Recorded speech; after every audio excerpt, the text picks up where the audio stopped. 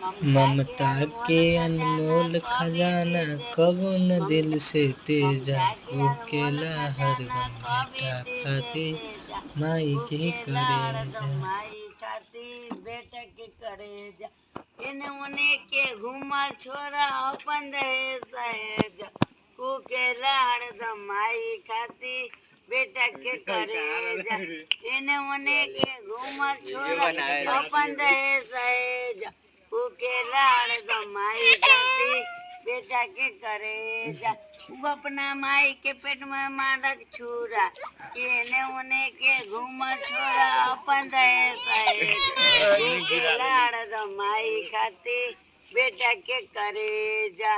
बेटा हो तो के पर में चोट तो नहीं लागल बेटा हो तो के पर में चोट तो नहीं लागल जहाँ ले जाए के भागे जल्दी तू ले जा कुकेला हरदम माई खाती बेटा के करेजा।